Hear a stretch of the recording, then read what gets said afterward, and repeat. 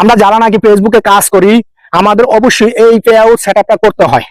কারণটা কি, এই পে আউট সেটআপ যদি আমরা না করি তাহলে আপনার আমার যে ডলার ইনকাম হবে এই ভিডিও থেকে আপনার আমার এই ডলার ব্যাংক পর্যন্ত আসবে না। আর এই পে আউট সেটআপ করতে গিয়ে কিন্তু আমরা অনেকে ভুল করে থাকি। যেমন এমন কিছু কিছু নিখুঁত ভুল আছে যে ভুলের কারণে আপনার আমার ডলারগুলা ব্যাংক পর্যন্ত আইসা পুষবে না। অতএব আমরা এই ভুলগুলা দেখবো, খেয়াল করবো সেটআপের সময় যে আমার কোথাও কোনো ভুল হয় কিনা। দেখা গেছে আমি ঠিক মতন দিচ্ছি কিন্তু ওটা সাবমিট করার সময় পুরোপুরি খেয়াল করব যে আসলে কোথাও কোনো ভুল হয়েছে কিনা। ভুল যেহেতু না হয়, ভুল হলে কিন্তু আপনি আর ডলার ব্যাংক পর্যন্ত আনতে পারবেন না। কোনো জায়গায় আপনার ডেট অফ বার্থ, তারপরে যে আপনার যে স্থায়ী ঠিকানা, আপনার ব্যাংকের যে সুইফট কোড যা আছে, তারপরে যা ইনডিউজিবল আছে কিনা, না পাবলিক কর্পোরেশন, না অন্য কোথাও কোনো কিছু আছে কিনা, এগুলো খুব সুন্দরভাবে খেয়াল করবেন। খেয়াল করে তারপরে সেট আপ করবেন। না হলে কিন্তু আপনার এই সেট আপের ভিতরে সামান্য ভুল হলো আপনার ডলার কি ব্যাংক পর্যন্ত আইসা পুষবে না।